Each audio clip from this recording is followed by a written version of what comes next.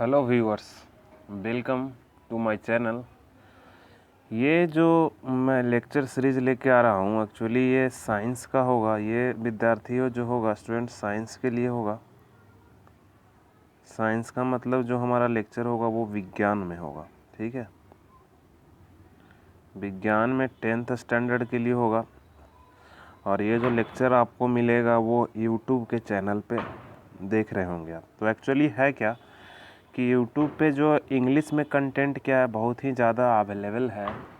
तो मैं अपने तरफ से एक कोशिश कर रहा हूँ कि जो लोग हिंदी में पढ़ते हैं, जैसे बिहार बोर्ड हो गया, UP board, Chhattisgarh board, Jharkhand board, यानी कि जो विद्यार्थी जो हैं वो गांव के क्षेत्र में रहते हैं तो उनको एक अच्छा कंटेंट नहीं मिल पाता है।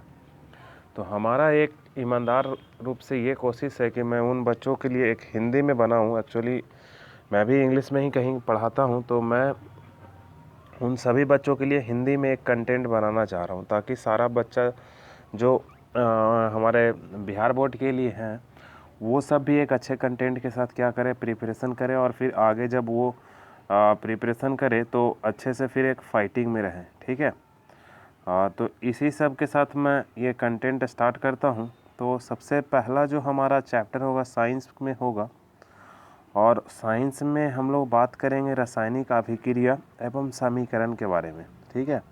और साथ साथ मैं इंग्लिश का टर्म भी बताते चलूँगा ताकि आप लोग जब 11th-12th में जाएंगे तो थोड़ा बेनिफिट होगा, क्योंकि 11th में डायरेक्टली सारा कंटेंट इंग्लिश में पढ़ना पड़ता है बच्चों को, तो बहुत मुश्किल हो जाता है। तो हमारा जो ये आज का टॉपिक होगा रासायनिक अभिक्रिया एवं समीकरण, यानी कि इसका इंग्लिश फॉर्म होगा रासायनिक का, आप इंग्लिश फॉर्म लिखिएगा तो होगा केमिकल रिएक्शन। अभिक्रिया का मतलब reaction, chemical reaction and equation. ये एनसीईआरटी का ही टॉपिक है हिंदी मीडियम वाले के लिए। तो एनसीईआरटी के लेकिन खास बात यह है कि जो कंटेंट इंग्लिश में उसको हिंदी में उन्होंने उपलब्ध करा रखा है, तो आप वहाँ से पढ़ के भी बेनिफिट उठा सकते हैं। हिंदी को इंग्लिश में आप ट्रांसलेट कर सकते हैं और इंग्लिश वहाँ से सीख सकते हैं। तो चलिए हम लोग शुरू करते हैं आज के कंटेंट में। तो आज के कंटेंट में जो हमारा आज का है ये, तो इसमें देखिए सबसे पहले हम लोग बात करेंगे रासायनिक अभिक्रिया के बारे में फ्रेंड्स। तो देखिए ये रासायनिक अभिक्रिया है क्या। तो देखिए सीधा सा आपको बात याद रखना है कि रासायनिक अभिक्रिया में कि ये ऐसा परिवर्तन, ठीक है, जिसमें कोई नया गुण वाले पदार्थ का निर्माण होता है। यानी कि जब सीधा सा मैं एक एग्जांपल लेता हूं तो आप समझिएगा। आप सपोज दैट कीजिए कि आपके पास क्या हो, एक पेपर है ना। ये मैं बिल्कुल स्लोली पढ़ाऊंगा ताकि बहुत ज़्यादा समझ में आया आप लोगों को। तो एक पेपर है हमारे पास और एक दूसरा पीस ऑफ पेपर है। तो पहले केस में इसको हम क्या कर रहे हैं, कैंची से बीच में काट दे रहे हैं तो 2 टुकड़ा मिल रहा है। और दूसरे वाले में इसको क्या कर रहे हैं, माचिस के तिल्ले से इसको जला दे रहे हैं। तो यहाँ पे एक ब्लैक कलर का सिर्फ और सिर्फ क्या मिलेगा, राख मिलेगा।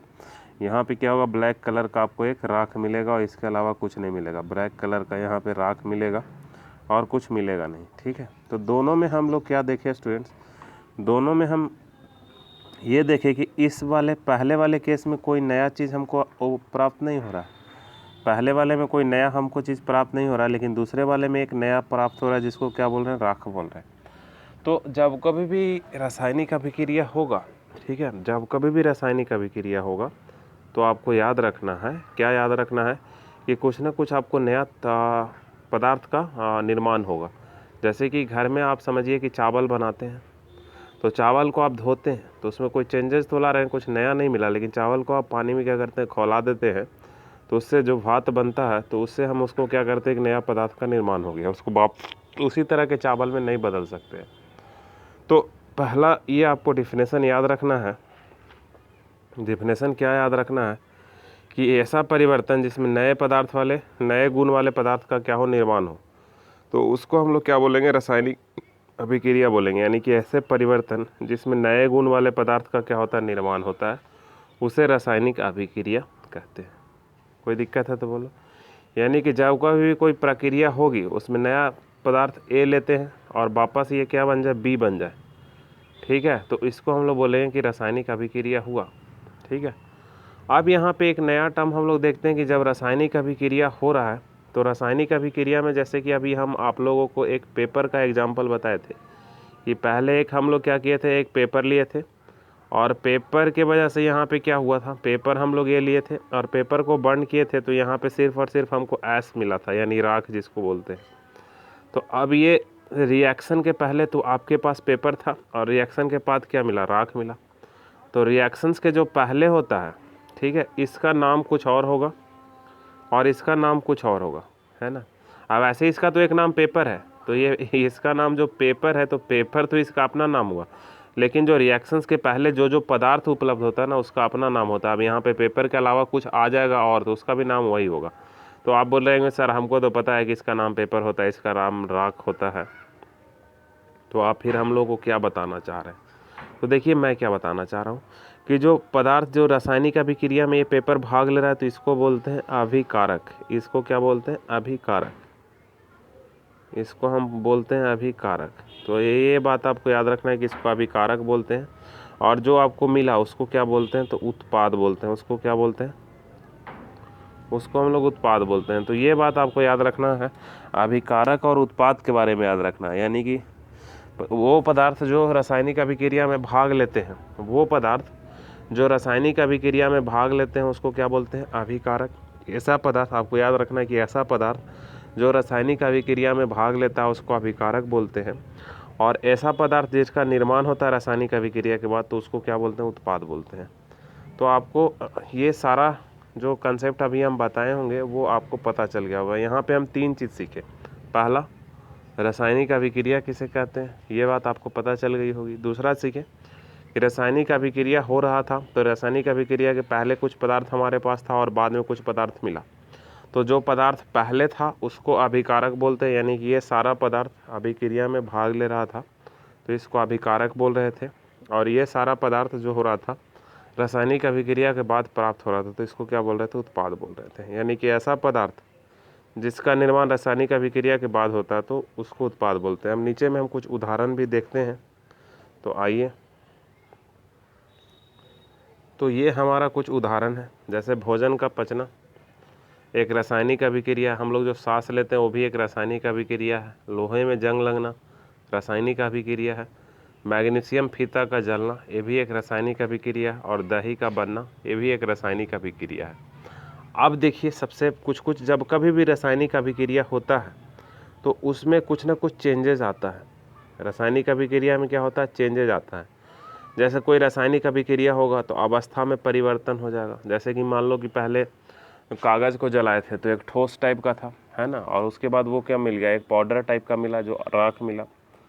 इसके बाद उसमें क्या हो सकता है, रंग में भी उसके परिवर्तन हो सकता है, उसके तापमान में भी परिवर्तन हो सकता है और गैस का भी उत्सर्जन हो जा सकता है। यानी कि यहाँ पे हम मेनली 4 चीज़ के बारे में बात करेंगे। पहला, अवस्था के परिवर्तन में, ठीक है। दूसरा, रंग के परिवर्तन में, ठीक है। दूसरा किसके परिवर्तन में, रंग के परिवर्तन में। तीसरा, तापमान के परिवर्तन में। और चौथा, गैस के उत्सर्जन में। इसके बाद फिर हम ये वाला टॉपिक देखेंगे। तो अभी हम लोग इस चारों पे बात कर रहे हैं। इस लेक्चर में यही चारों पे बात करते करते टाइम बहुत ज़्यादा हो जाएगा, तो लेक्चर हम एंड करेंगे और उसके बाद नेक्स्ट लेक्चर में फिर हम लोग यहाँ से स्टार्ट करेंगे। तो अभी हम लोग आइए एक एक करके बात करते हैं। तो सबसे पहला बात हम लोग अवस्था में परिवर्तन पे कर रहे हैं। सबसे पहला बात हम लोग दोस्त किस पे बात कर रहे हैं, तो अवस्था में परिवर्तन के बारे में बात कर रहे हैं। तो आइए देखते हैं। तो ये जो होगा आपके एनसीईआरटी बुक में एक्टिविटी दिया हुआ होगा। तो एक्टिविटी जो हम लोग इसमें बात करेंगे 1.1 में, एक्टिविटी 1.1 में क्या होगा, तो आइए मैं नेक्स्ट स्लाइड पे ही चलता हूँ और वहीं से डिस्कस करूँगा, ठीक है। तो नेक्स्ट स्लाइड जो हमारा है वो है, पहले मैं इसको अरेंज कर लेता हूँ थोड़ा, ठीक है। ये जो स्क्रीनशॉट है किसी दूसरे चैनल से लिया गया है, ये प्रॉपरली एजुकेशनल पर्पस के लिए है, कोई इनकम पर्पस के लिए नहीं है। तो आइए हम लोग इसमें यूज कर देखते हैं कि क्या क्या है। तो पहला हम लोग देखना जा रहे हैं, पहला जो हम लोग का रिएक्शन है इसमें हम लोग अवस्था परिवर्तन के बारे में बात कर रहे हैं, ठीक है। किसके बारे में बात कर रहे हैं, अवस्था परिवर्तन के बारे में। ये लिखा हुआ थोड़ा यहाँ पे कम होगा, लेकिन जो मैं बोल रहा हूँ उसको आप लोग कॉपी पे लिखते रहिएगा तो आपका कंसेप्ट क्लियर होते रहेगा। तो इसमें हम लोग बात करने वाले हैं दोस्तों अवस्था के परिवर्तन के बारे में, ठीक है। यानी कि पहले मान लो कि अवस्था 3 टाइप का आप लोग पढ़े हैं, 9वां में अभी पढ़ के आए हैं, ठोस, द्रव्य, गैस, तो हम लोग सारा एक साथ में देखेंगे यहाँ पे, ठीक है। तो देखिए सबसे पहला कि अवस्था में परिवर्तन हो रहा है, तो हम लोग यहाँ पे सबसे पहले क्या किए हैं कि मैग्नीशियम रिबन लिए हैं, मैग्नीशियम फीता का जलना। तो हम लोग क्या कर रहे हैं, जो भी मैं बात बोलूँगा वो आप लोग 2 बार इस वीडियो को देखिएगा तो सारा कंसेप्ट क्लियर हो जाएगा। हर एक जो क्वेश्चन एग्जाम में आता है उसको मैं बताते चल रहा हूँ। तो इस चीज़ ये मतलब इस एक्टिविटी को पढ़ने के लिए सबसे पहले हम लोग एक मैग्नीशियम रिबन लेंगे, ठीक है। और मैग्नीशियम रिबन लेने के बाद करेंगे क्या कि मैग्नीशियम रिबन क्या होता है ना कि ये वायु में खुला हुआ रहता है, तो वायु में कुछ कार्बोनेट्स वगैरह उपलब्ध होते हैं, ऑक्साइड वगैरह उपलब्ध होते हैं। तो इसके ऊपरी लेयर पे क्या होता है ना कि ये इसका ऊपरी लेयर जो हम बता रहे हैं, बात को ध्यान रखिएगा, इसका ऊपरी लेयर में क्या होता है कि ऑक्साइड्स का लेयर का फॉर्मेशन हो जाता है, कुछ ऑक्साइड के क्या होता है लेयर का फॉर्मेशन हो जाता है, जो उसको जलने से क्या करता है रोकता है। तो जलने से रोकता है, तो सबसे पहले हम लोग क्या करते हैं, इसको एक सैंड पेपर लेते हैं और ये सैंड पेपर से इसको क्या करते हैं हम लोग थोड़ा साफ़ करते हैं, सैंड पेपर से थोड़ा क्या करते हैं साफ़ करते हैं। तो साफ़ करने के बाद ये थोड़ा क्या होगा चमकदार फिर से बन जाएगा, ये साफ़ करने के बाद चमकदार फिर से क्या हो जाएगा बन जाएगा, ठीक है। तो सबसे पहला अगर आपसे कोई पूछे कि हम लोग सैंड पेपर क्यों लेते हैं, ये सैंड पेपर, तो बोलेंगे कि मैग्नीशियम फीता जब वायुमंडल में होता है तो उसके ऊपर कुछ मैग्नीशियम कार्बोनेट और मैग्नीशियम ऑक्साइड का क्या होता है लेयर आ जाता है और वो उसको जलने से क्या करता है रोकता है। तो जलने से रोकता है इसलिए उसको हम लोग क्या करते हैं सैंड पेपर, ठीक है, सैंड पेपर से उसको हम लोग रगड़ के क्या करते हैं साफ़ कर देते हैं। तो ऐसा ये चमचमाता हुआ क्या होगा दिखने लगेगा। अब इसके बाद सैंड पेपर से साफ़ करने के बाद हम लोग इसको क्या करेंगे जलाएंगे, सैंड पेपर के बाद इसको क्या कराएंगे जलाएंगे। तो पहला यहाँ पे जो हमारा ऑब्जर्वेशन है स्टूडेंट्स वो है कि इसको सैंड पेपर से साफ़ करना। सैंड पेपर से साफ़ क्यों करते हैं, क्योंकि इस पर ऑक्साइड और कार्बोनेट का क्या होता है लेयर हो जाता है, ठीक है, जो उसको जलने से क्या करता है रोकता है। तो हम लोग उसको साफ़ करते हैं। तो अब हम लोग नेक्स्ट स्लाइड पे चलते हैं। तो नेक्स्ट स्लाइड जो हमारा है वो देखिए, अब हम मैग्नीशियम रिबन को क्या कर रहे हैं जला रहे हैं। तो ये हम लोग एक बंसन बर्नर इसको बोलते हैं, आप लोग लेबोरेटरी में देखिएगा अगर आपके स्कूल में ऐसा होता होगा तो जब हम इसको जला रहे हैं तो सबसे पहला ये क्या है, ये डेजलिंग इसको बोलते हैं, ठीक है ना, चमकदार फ्लेम, चमकदार लौ के साथ क्या होता है, जैसे आप होली वगैरह में वो बचपन में एक ये इसको ये बोलते हैं इसको क्रैकिंग वाला पटाखा जो जलाते हैं, तो एक फुलझड़ी जिसको बोलते हैं, इस तरह का क्या होता है बहुत ही तेज़ प्रकाश निकलता है, ठीक है।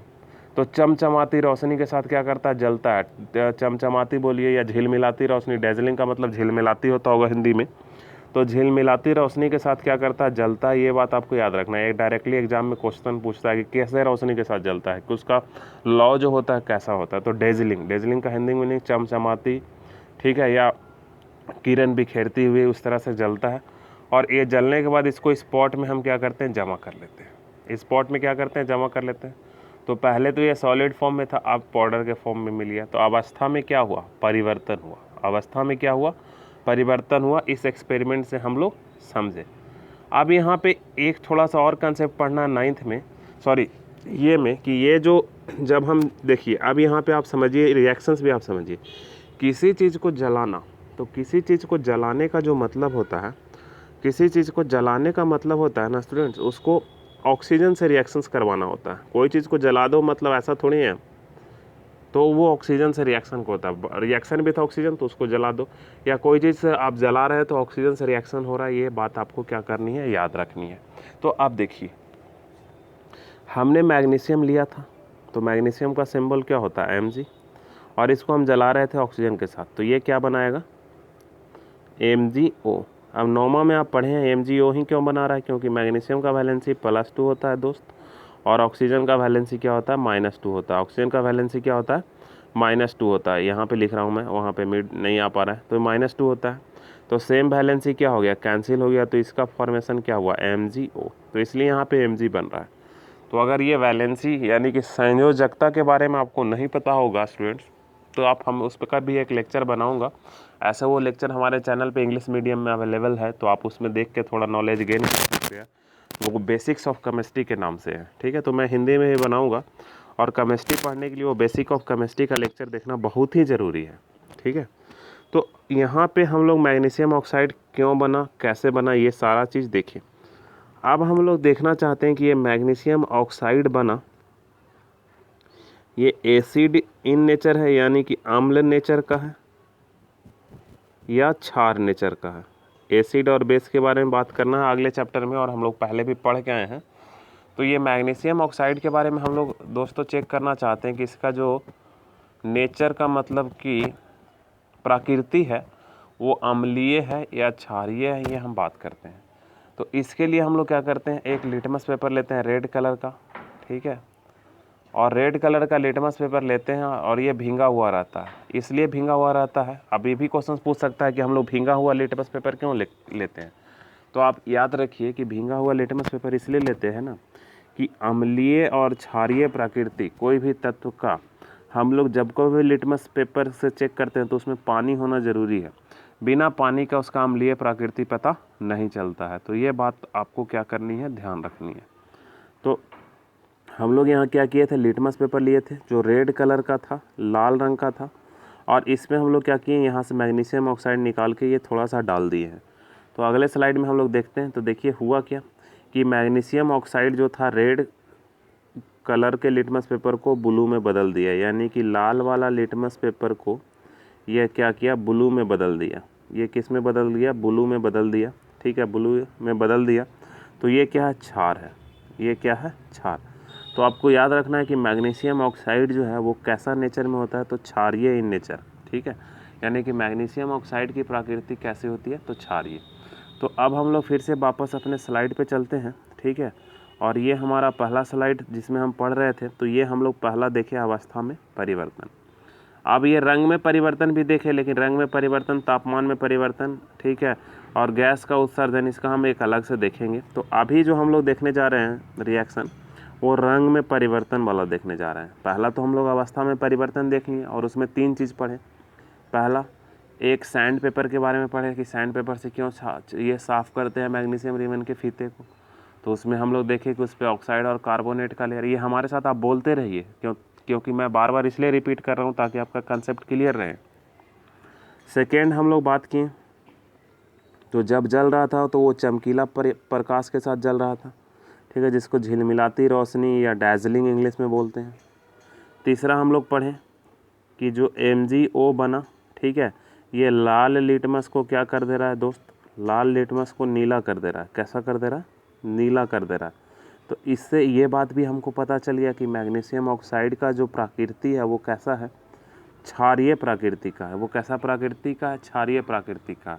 और ये भी देखे कि ये ठोस से पाउडर में बदल गया, यानी कि अवस्था में उसका क्या हो गया, परिवर्तन हो गया, ठीक है। अब यहाँ पे एक क्वेश्चन और एराइज हो सकता है कि अभी हम लोग पढ़े थे अभिकारक और उत्पाद के बारे में। तो अब आप बताइए कि अभिकारक कौन हुआ और उत्पाद कौन हुआ, ये तो आप बता सकते हैं। तो मैं लिख रहा हूँ ये Mg+O2, तो क्या बनाया दोस्त, MgO। तब आप लोग बताइए कि कौन सा अभिकारक होगा और कौन सा उत्पाद होगा, जल्दी बताइए। तो आप लोग अभी तक बता चुके होंगे, अपने माइंड में बोल चुके होंगे। इसको क्या बोलेंगे, तो इसको बोलेंगे हम लोग अभिकारक। इसको क्या बोलेंगे, अभिकारक। इसको हम लोग क्या बोलेंगे, अभिकारक। और इसको क्या बोलेंगे स्टूडेंट्स, इसको हम लोग बोलेंगे उत्पाद। इसको क्या बोलेंगे हम लोग, उत्पाद। तो अभिकारक और उत्पाद का आपको कंसेप्ट क्लियर हो गया होगा। MgO रासायनिक अभिक्रिया में भाग ले रहा था इसलिए अभिकारक था, और MgO रासायनिक अभिक्रिया के फलस्वरूप हमको प्राप्त हो रहा था, तो ये क्या था, उत्पाद था। तो आइए अब हम लोग देखते हैं रंग में परिवर्तन का एग्जाम्पल। अब हम लोग किस में परिवर्तन का एग्जाम्पल देखेंगे, रंग में परिवर्तन का एग्जाम्पल देखेंगे। तो ये देखिए, रंग में परिवर्तन का एग्जाम्पल देखने के लिए हमारे पास एक क्या है, कॉपर सल्फेट है, जिसको आप लोगों ने 9th स्टैंडर्ड में पढ़ा है। इसका फॉर्मूला क्या होता था, तो CuSO4 × 5H2O, ठीक है। तो और इसका कलर कैसा है, तो इसका कलर नीला या ब्लू भी बोल सकते हैं, नीला या ब्लू, ठीक है। तो देखिए होगा क्या कि सबसे पहले इसको हम लोग गर्म करेंगे। कॉपर सल्फेट जो है इसको हम लोग क्या करेंगे, गर्म करेंगे, ठीक है। तो गर्म करेंगे मतलब तो ये क्या होगा, पानी इससे बाहर हट जाएगा, ठीक है। तो पहला चीज़ समझ में आ गया कि कॉपर सल्फेट, ठीक है, उसका कलर कैसा होता है स्टूडेंट, नीला होता है। और इसका फॉर्मूला क्या होता है, CuSO4 × 5H2O, CuSO4 × 5H2O। अब इसको हम लोग क्या करने जा रहे हैं, हीट करने जा रहे हैं। अब इसको हम लोग क्या करने जा रहे हैं, हीट करने जा रहे हैं। तो देखिए अब यहाँ पे हम लोग इसको क्या कर रहे हैं, हीट कर रहे हैं, इसको बंसन बर्नर बोलते हैं। और इसको हम लोग ये ट्यूब होल्डर में इसको हम लोग लिए हुए हैं, ठीक है। और इसको क्या कर रहे हैं, हम लोग हीट कर रहे हैं। तो हीट में हम लोग क्या ऑब्जर्व करेंगे, आप देखिए। तो कॉपर सल्फेट जब ब्लू कलर का है तो इसका फार्मूला मैं यहाँ लिख देता हूँ, CuSO4 × 5H2O। अब जाहिर सी बात है, आप इसको गर्म कीजिएगा तो यहाँ से पानी क्या होगा, निकल जाएगा और बनाएगा क्या, CuSO4 और प्लस 5H2O क्या होगा, बाहर निकल जाएगा। नीचे में लिख देता हूँ। और ये किस फॉर्म में निकलेगा, तो वाष्प के फॉर्म में निकलेगा। ये किस फॉर्म में निकलेगा, वाष्प के फॉर्म में निकलेगा, ठीक है। यानी कि वाटर वेपर के फॉर्म में ये क्या होगा, बाहर निकलेगा। तो आप देखिएगा, ये इस टेस्ट ट्यूब को आप ऑब्जर्व कीजिएगा नेक्स्ट स्लाइड में। अभी यहाँ पे क्या है, कोई भी वाटर का ये इसके जो सिरा है, यानी कि इसके दीवार पे कोई भी वाटर का यहाँ पे मॉलिक्यूल नहीं दिख रहा है, ठीक है। कोई भी वाटर का तत्व यहाँ पे नहीं दिख रहा है, ठीक है। तो यहाँ पे जब नहीं दिख रहा है तो हम लोग आगे देखते हैं अगले स्लाइड में। तो हम लोग देखिए क्या पाते हैं कि ये जो सबसे पहले प्रीवियस स्लाइड पे आई है, देखिए ये क्या दिख रहा था, गर्म होने के पहले ब्लू दिख रहा था। तो इसको जब हम लोग गर्म किए तो ये कैसा बदल गया, उजला। कैसा हो गया, उजला। और जो यहाँ से पानी निकला वो चारों तरफ यहाँ क्या हो गया, चिपक गया है। चारों तरफ यहाँ पे क्या हो गया है, चिपक गया है।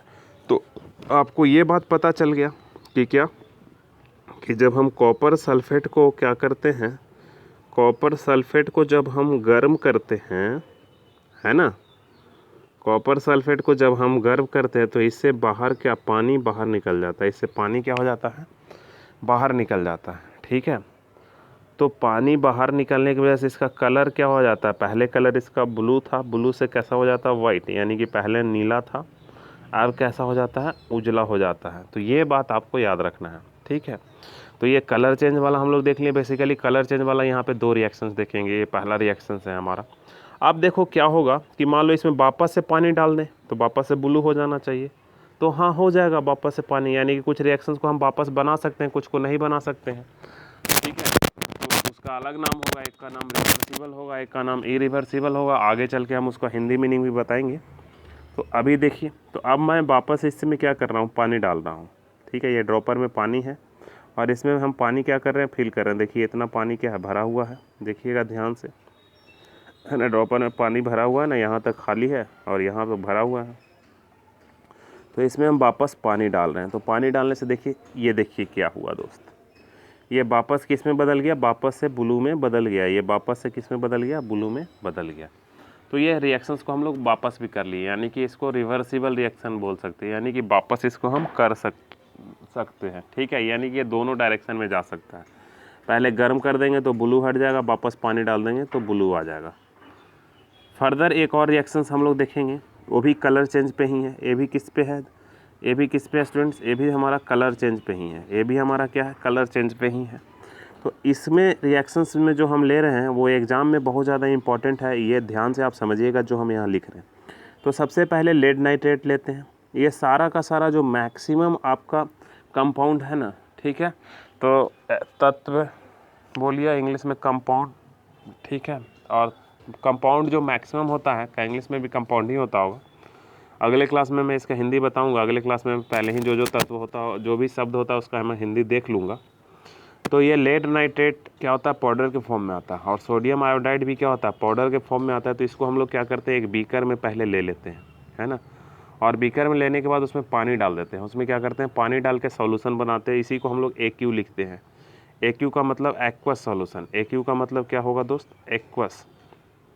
कहीं पे AQ लिखा हुआ है ना, AQ का मतलब पानी में जो चीज़ का सॉल्यूशन बनाते हैं उसको एक्वस बोलते हैं। जैसे कि आप घर में क्या करते हैं, चीनी पानी पीते हैं। तो चीनी क्या होता है, दाना के फॉर्म में होता है और उसको मिला के आप एक शरबत बनाते हैं। तो शरबत कैसा है, किस चीज़ का, AQ लिखेंगे शरबत के आगे। यानी कि AQ बताएगा कि आप जो चीनी का शरबत बनाए हैं वो पानी में बनाए हैं, ठीक है। तो एक्वस का मतलब आज से आपको समझ में आ गया होगा, कोई चीज़ को आप पानी में घोल दीजिएगा तो AQ उसके आगे लिखा जाएगा, ठीक है।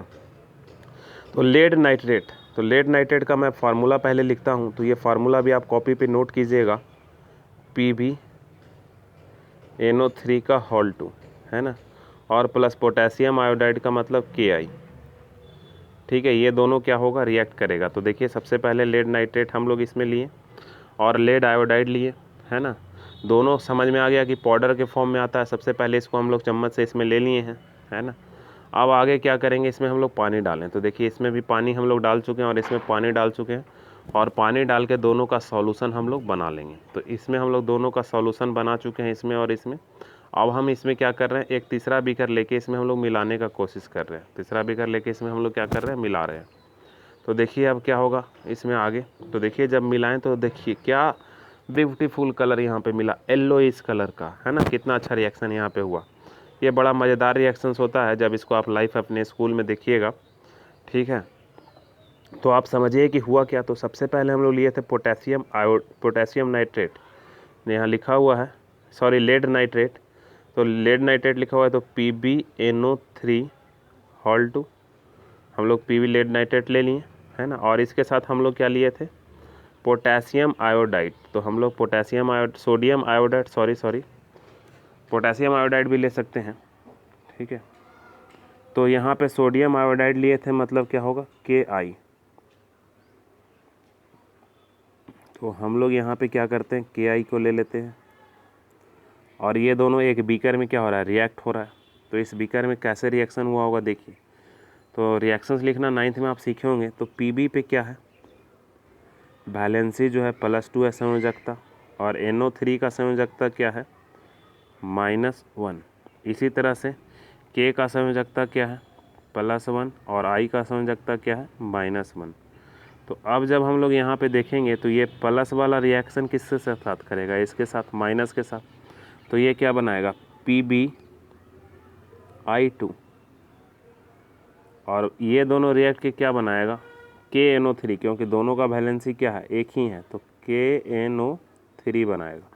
तो ये फ्रेंड्स बहुत ही इंपॉर्टेंट है स्टूडेंट्स, ये रिएक्शंस एग्जाम में बार बार पूछा जाता है, ठीक है। और इसमें जो येलोइश कलर बना रहा है वो ये बना रहा है PbI2, क्योंकि ये इनसॉल्युबल इन वाटर होता है और येलो कलर का प्रेसिपिटेट देता है। ये क्या देता है, येलो कलर का प्रेसिपिटेट देता है, ठीक है। ये हम लोग इसके बारे में लास्ट में भी बात करेंगे, डबल डिस्प्लेसमेंट यानी कि द्वि विस्थापन अभिक्रिया। जब हम लोग पढ़ेंगे विस्थापन और द्वि विस्थापन अभिक्रिया, तो उसमें हम लोग इसके बारे में बात करेंगे। तो हम लोग यहाँ पे किसके बारे में समझ लिए, कलर चेंज के बारे में, दो रिएक्शन देखिए। तो अब हम लोग पहले स्लाइड पे चलते हैं अपने। तो आइए विद्यार्थियों, अब हम लोग इसके बारे में अवस्था के परिवर्तन में देख ही चुके थे, अब हम लोग रंग के परिवर्तन के बारे में भी देख लिए। अब हम लोग का जो लास्ट होगा एक एक्सपेरिमेंट, जिसमें तापमान के परिवर्तन और गैस के उत्सर्जन के बारे में देखेंगे, और फिर मैं वापस इसी स्लाइड पे आके लेक्चर को क्या करूँगा, एंड करूँगा, कंक्लूड करूँगा। जो भी हम लोग अभी पढ़े हैं उसको एक साथ और रिवाइज करते हुए कंक्लूड करूँगा। फिर मैं लेक्चर 2 जब लेके आऊँगा तो इसमें ये टॉपिक करूँगा, रासायनिक प्रतिक्रिया जब होता है तो उसका परिवर्तन मतलब कि प्रदर्शन कैसे करते हैं। तो एक हमारा ये ईमानदार प्रयास है कि मैं जो हिंदी मीडियम के स्टूडेंट्स हैं उसके लिए एक अच्छा कंटेंट लेके आऊँ। तो आपको अगर ये अच्छा लग रहा होगा तो अपने दोस्तों को भी बताइए, ताकि सब कोई एक अच्छा लेक्चर के साथ सीख सकें। ये जब तक केमिस्ट्री आप एक एनिमेशन के साथ आप नहीं देखिएगा ना दोस्तों, तो आपको पूरा डिटेल समझ नहीं आएगा। तो इसलिए मैं थोड़ा यहाँ पे एनिमेशन जो ऑलरेडी कंटेंट अवेलेबल है वहाँ से कुछ कॉपी करके मैं आप लोग के सामने प्रस्तुत कर रहा हूँ।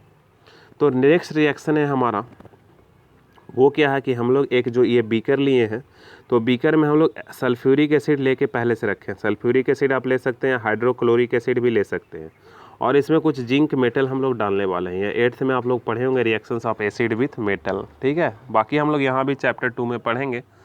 तो देखिए हो क्या रहा है, तो यहाँ पे दोस्तों हम लोग कर क्या रहे हैं कि हम लोग बीकर में लेके रखे हैं सल्फ्यूरिक एसिड। तो सल्फ्यूरिक एसिड का फार्मूला बताइए।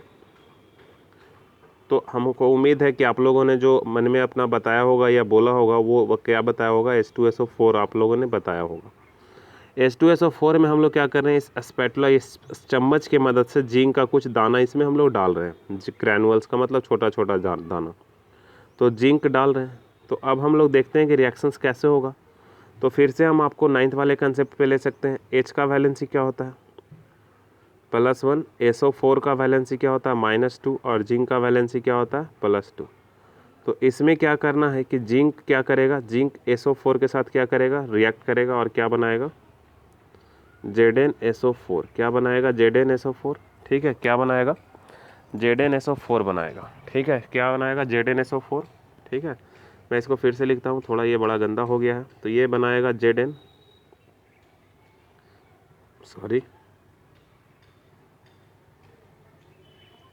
ZnSO4 बनाएगा। क्या बनाएगा? ZnSO4। और प्लस क्या होगा?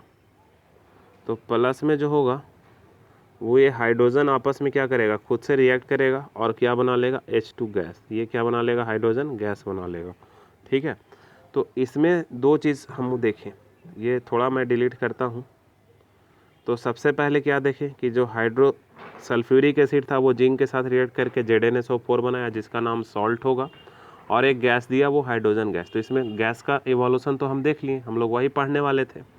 और इसके बाद बीकर को जब हम हैंड से ऐसे टच करके देखेंगे, बीकर को हैंड से हम लोग क्या करेंगे? टच करके देखेंगे, तो बीकर हमको हीट दिखेगा, यानी बीकर हमको क्या दिखेगा? हीटेड दिखेगा। तो इससे हम लोग ये भी पता करें कि ये रिएक्शन जब हो रहा था तो कुछ हीट का भी जनरेशन हो रहा था। फर्दर हम लोग आगे के स्लाइड पे चलते हैं कि देखिए, तो अब यहाँ से क्या आ रहा है? यहाँ से दोस्तों हाइड्रोजन गैस बाहर निकल रहा है। तो ये हाइड्रोजन गैस को हम टेस्ट करना चाहते हैं। इस गैस को हम लोग क्या करना? टेस्ट करना चाहते हैं। क्या टेस्ट करना चाहते हैं? कि इसका प्राकृतिक क्षार वाला है कि अम्ल वाला है। तो हम लोग फिर से यहाँ जब जिससे गैस निकल रहा है तो इसके सामने एक भींगा हुआ लिटमस पेपर लाए हैं जो लाल कलर का है। तो कुछ देर बाद देखते हैं कि इसमें कोई चेंज नहीं होता है। तो चेंज नहीं होता तो हम ब्लू वाला को भी ला के देखेंगे। फिर कुछ देर बाद हम लोग इसमें क्या किए? ब्लू वाला को भी ला के देखें। कुछ देर में हम लोग क्या किए? इसको ब्लू वाला भी ला के देखे। तो ब्लू वाला भी देखे तो पता चला कि रेड को भी इसमें नहीं बदल रहा था और ब्लू भी क्या कर रहा था? नहीं बदल रहा था। रेड भी नहीं बदल पा रहा था और ब्लू भी नहीं बदल पा रहा था। तो इससे हमको पता चला कि जो हाइड्रोजन है ना तो क्षार है, ये क्षार भी क्या है? नहीं है। ठीक है, और अम्ल भी नहीं है। और क्या है? अम्ल भी नहीं है। तो ये कैसा है? तो हाइड्रोजन के बारे में जब कोई पूछे कोई, तो उसके बारे में बताना है कि ये उदासीन है, ना तो क्षार है ना तो अम्ल है। ये कैसा? उदासीन। इसका नेचर क्षार के जैसा भी नहीं है और अम्ल के जैसा भी नहीं। दूसरा हम लोग ये देखना चाहते हैं कि यहाँ से जो हाइड्रोजन गैस आ रहा है वो हाइड्रोजन गैस ही है। तो हाइड्रोजन गैस का टेस्ट हम लोग पढ़ेंगे। उसके बगल में जलता हुआ मोमबत्ती कैंडल वगैरह लाओगे तो पट से आवाज़ करेगा और बूझ जाएगा। तो इसके लिए हम लोग क्या कर रहे हैं कि इसमें एक कॉर्क लगा दिए और एक पाइप लगा दिए। अब गैस पाइप से लेके आ रहा है। अब इस पाइप के सामने जैसे ही कैंडल लाएंगे तो एक पॉप अप साउंड, यानी कि पट से आवाज़ करेगा और क्या होगा? बूझ जाएगा। तो यहाँ पे देखिए अगले स्लाइड में ये क्या हुआ? अगले स्लाइड में, अच्छा सॉरी वो स्लाइड अवेलेबल नहीं है, तो लेकिन अगले स्लाइड में क्या होगा कि ये कैंडल जो है बूझ जाएगा। कैंडल क्या होगा? बूझ जाएगा। तो यहाँ से हम लोग इतना निष्कर्ष निकाले। तो अब हम लोग टॉपिक 1 पे चलते हैं। ठीक है, मतलब स्लाइड 1 पे, और मैं उसको एक बार समराइज़ कर देता हूँ। जितना भी अभी तक हम पढ़ें दोस्तों उसको मैं क्या करता हूँ? समराइज़ करता हूँ। तो ये हमारा टॉपिक 1 था। अगर आपको अच्छा लगा तो आप अपने दोस्तों को भी बताइए, ठीक है, ताकि वो भी एक अच्छा कंटेंट यहाँ पे देख सकते हैं। ठीक है, अगर आपको अच्छा नहीं लगा, कुछ कमी लगा तो नीचे कमेंट सेक्शन में ज़रूर बताइए ताकि मैं इसमें सुधार कर सकूँ। तो देखिए, सबसे पहला मैं रासायनिक अभिक्रिया के बारे में बताया, जिसमें देखा कि कोई भी रासायनिक अभिक्रिया होता है यानी कि कुछ वैसा परिवर्तन हो जिसमें नए गुण पदार्थ वाले तत्व का निर्माण हो। ठीक है, तो उसको बोलेंगे रासायनिक अभिक्रिया। और रासायनिक अभिक्रिया में जो भाग ले रहा था उसको अभिकारक बोल रहे थे, और जो प्राप्त हो रहा था उसको क्या बोल रहे थे? उत्पाद बोल रहे थे। उसको क्या बोल रहे थे? उत्पाद। अब कुछ एग्जाम्पल हम लोग यहाँ पे देखे थे। इसके बाद हम लोग देखे थे कि अवस्था में परिवर्तन के लिए एक एग्जाम्पल देखे, Mg+O2, इसको जलाए थे तो MgO बना था। इसमें 3 बात याद रखना था। पहला, उसके सैंड पेपर यानी बालू वाला पेपर से साफ़ करते थे। साफ़ इसलिए करते थे क्योंकि उस पर ऑक्साइड और कार्बोनेट का लेयर बन जा रहा था, तो उसको जलने में क्या करता था? रोकता था। दूसरा, जब वो जल रहा था तो चमकदार साउंड के साथ, ये थोड़ा थोड़ा डैजलिंग उसका आवाज़ भी आ रहा था फट फट के साथ, और वो चमकीला उसका लौ भी निकल रहा था। और तीसरा हम लोग देखे थे कि मैग्नीशियम ऑक्साइड जो है वो क्षार का है। क्षार क्यों है? क्योंकि रेड कलर को ये लिटमस वेले को किस में बदल दिया था? ब्लू में बदल दिया था। इसके बाद हम लोग क्या देखे? तो इसके बाद हम लोग रंग में परिवर्तन के बारे में बात करे थे। तो रंग में परिवर्तन के लिए हम लोग 2 देखे थे। पहला तो एक देखे थे कि CuSO4 × 5H2O, जब इससे गर्म किए थे तो पानी इससे क्या हो गया था? गायब हो गया था। और पानी गायब होने से क्या हुआ था? पहले ये ब्लू कलर का था, बाइड में कैसा हो गया था? वाइट। और फिर इसमें हम लोग ऐड कर दिए थे क्या? पानी। पानी फिर में ऐड किए तो फिर से ये कैसा हो गया था? ब्लू हो गया था। और चेंज इन कलर का हम लोग एक और देखे थे कि सबसे पहले क्या हुआ था, लेड नाइट्रेट PbNO3 का पाउडर एक डिब्बा में रखे हुए थे, इसको निकाल कर घोल बनाए थे, ठीक है। और पोटेशियम आयोडाइड का एक घोल रखे हुए थे। ये दोनों हम लोग क्या किए थे, या सोडियम भी कहीं लिखा हुआ होगा, सोडियम या पोटेशियम दोनों सेम ही है। दोनों का क्या करे थे हम लोग, घोल बनाए थे, और दोनों को जब आपस में मिलाए थे तो बनाया था PbI2 और प्लस पोटेशियम नाइट्रेट, या यहाँ सोडियम रहता तो NaNO3 होता। और ये कलर कैसा दे रहा था, येलो कलर का दे रहा था। तो ये हम लोग देखे थे। और फाइनली हम लोग एक गैस वाले में देखे थे कि एक बीकर लिए थे, और बीकर में हम लोग क्या रखे थे, सल्फ्यूरिक एसिड रखे हुए थे H2SO4, और इसमें हम लोग क्या मिलाए थे, जिंक। तो ये क्या बना रहा था दोस्त, ZnSO4 और प्लस हाइड्रोजन निकल रहा था। तो अब इसमें देखे थे कि गैस का निकलना, ठीक है। और जब हम इसको, ये बीकर जो लिए हुए थे, इसको जब हाथ से ऐसे टच करके देखे थे तो पता चला था ये गर्म हो गया था। तो हम बताए थे कि तापमान में भी परिवर्तन हो रहा है। और इसके बाद हम लोग लास्ट कंसेप्ट में ये भी बात करे थे, लास्ट में क्या बात किए थे कि ये जो हाइड्रोजन निकल रहा है, तो हाइड्रोजन का नेचर क्या होता है, तो अम्ल भी ये नहीं होता है, और क्षार भी ये क्या होता है, नहीं होता है, क्योंकि रेड वाले को भी ये कुछ नहीं बदल पा रहा था और ब्लू वाले को भी बदल नहीं रहा था। तो इसका नेचर कैसा था, उदासीन था। तो हम लोग इतना देखें। अब आप अपने NCERT बुक में क्या कीजिएगा, एक्टिविटी 1.3 तक पढ़िएगा, सब कुछ आपका क्रिस्टल क्लियर हो जाएगा, ठीक है। कोई भी डाउट आपको नहीं रहेगा। तो आप हमारे लेक्चर 2 में आप देखिए, लेक्चर 2 में हम लोग यहाँ से बात करेंगे रासायनिक परिवर्तन के बारे में, ठीक है। ये लेक्चर लंबा है, लेकिन ये इसमें हम 3 एक्टिविटी को एक साथ ये कंबाइंड करें, इसलिए ये थोड़ा लंबा है। और ज़रूर से आप एक बार नीचे में फीडबैक दीजिएगा कि ये लेक्चर कैसा है स्टूडेंट्स, फिर आप बताइए ताकि मैं आगे और सुधार कर सकूँ। तो आज के लिए इतना ही, थैंक यू। अब हम लोग लेक्चर 2 में मिलते हैं।